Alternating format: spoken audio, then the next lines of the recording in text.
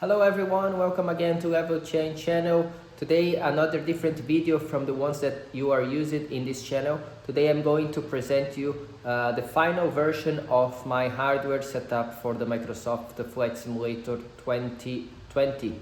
So let's jump into my configurations. I do have a laptop connected with HDMI cable to a big TV screen. I also have the Boeing Thrustmaster yoke. I have the Logitech rudder pedals, and I also have the Honeycomb Bravo throttle quadrant. And my last upgrade, and I hope is the last one for a long time, were these throttles and these levers here. Okay, so I bought this from Flight Deck Pro Sim. Well, I will give you the link for the Etsy market, and also for their Instagram page about these levers here. Okay, and that's what I want to show you today. So those levers here, they are much bigger than the ones that we have originally from the Honeycomb Bravo. Actually, even the reverse throttle here, the reverse knob, is bigger than what it used to be for the throttle itself. Okay, so this is even bigger than it was the throttle, and now you can compare the reverse throttle to the actual throttle. So it's much better to fly. You have a much better and improved grip to your throttles. Very easy to deploy the reverses and so on. Okay, so that's the one thing that I wanted to show you. First was this, obviously, and then the second one that I want to show you is the speed brake. This version that I bought, it comes with the 737, but also the 777 and the 787 versions for the speed brake, and also for the flap lever detent. So for the speed brake, as you can see now on the screen, my speed brake is in the down detent. So if I just pull it up, I can bring it to the arm position, and then you can notice that it's already in the arm position. Okay, and I don't have to push it up as it in real airplane. I can bring it down and I can feel the fly detent if I do want, or I can continue down up to the up detent. Okay, if I want to stall my my speed brake, all the way up to the down if I want. The same thing with the flaps.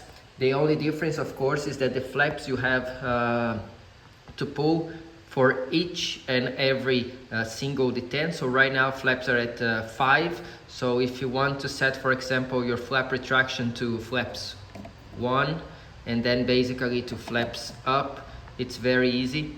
When you are extending your flaps, you can take flaps 1, and then flaps 5, and then gear down flaps 15, and then your landing flaps, which will be 30 or 40.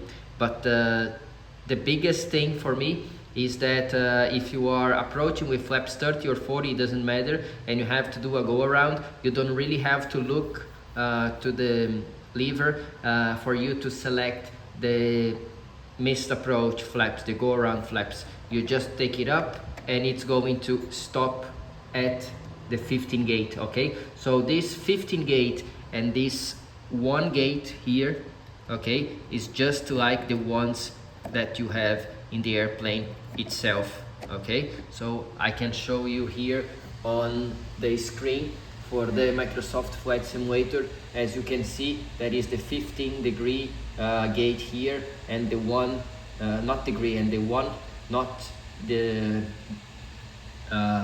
detent here as well. Okay, so this is my actual configuration to fly the 737.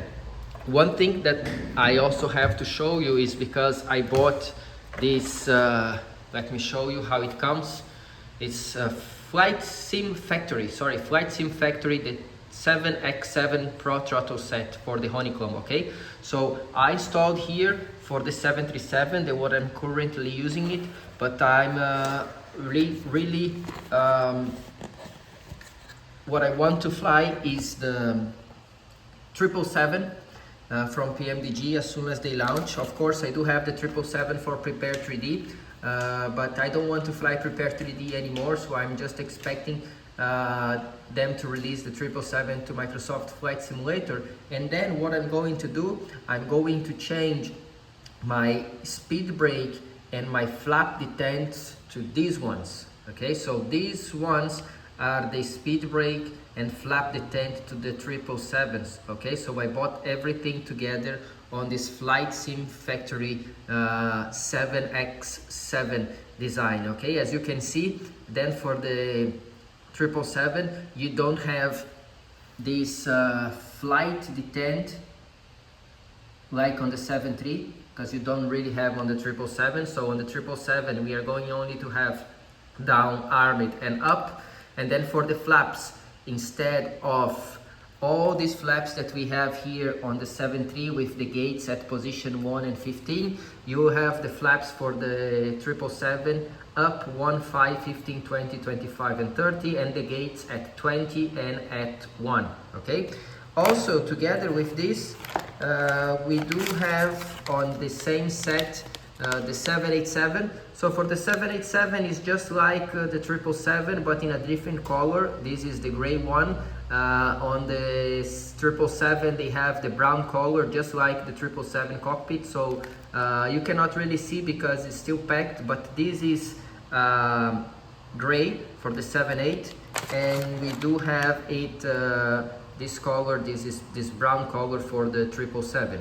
And also they did on the same package for the 787-9, which includes the flaps 17 and 18. Okay, so on the standard 787, the 787-8 for example, you do not have flap 17 and 18, you do not have these gates.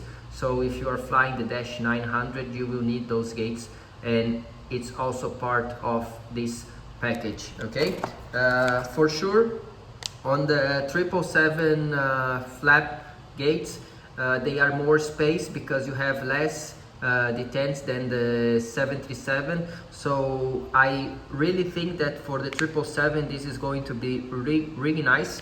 For the 737 is not a problem, but because of the size of the lever itself, you can notice that each gate is very small. Okay, you don't have much space between, for example, 2, 5 and 10, but at least you can feel them just by bringing it up and selecting to the next one. Okay, so if I'm on flaps 5 and I want to select flaps 10, I just have to bring it up and down, very easy.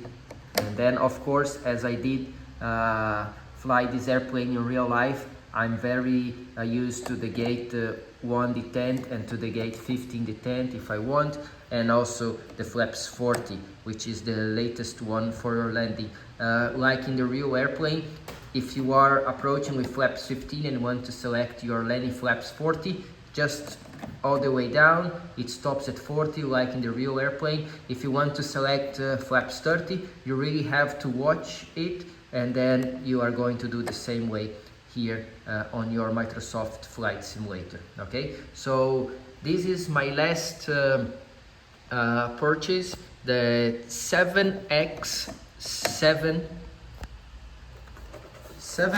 how do you call it? 7x7 Pro throttle set for Honeycomb Bravo, made by Flight Sim Factory.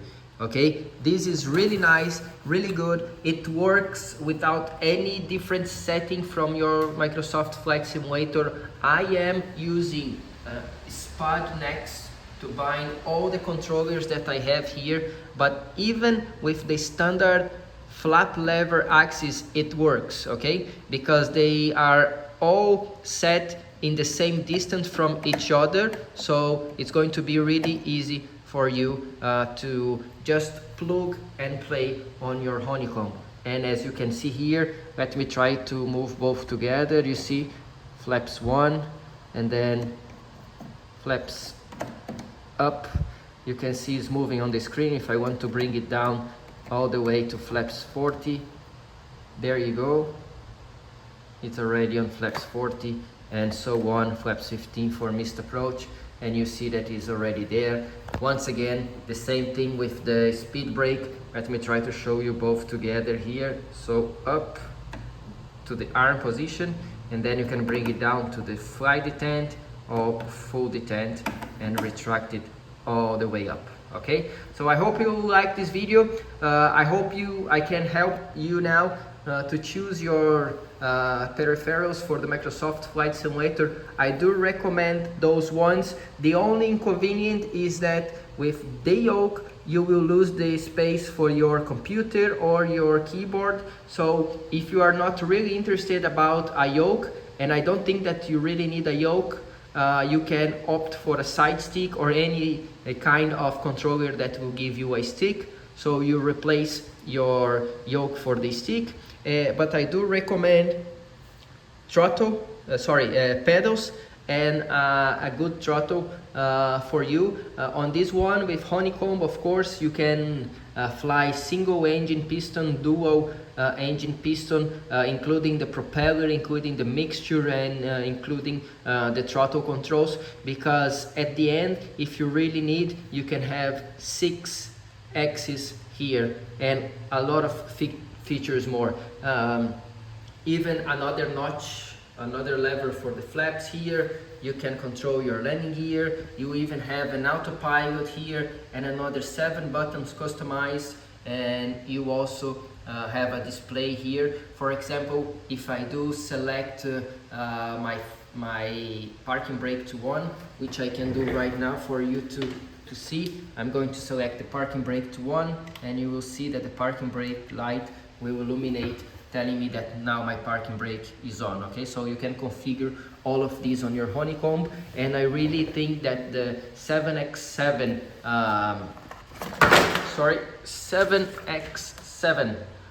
Pro throttle set is a really good enhancement for your honeycomb. Okay, thank you guys, see you next time, bye bye.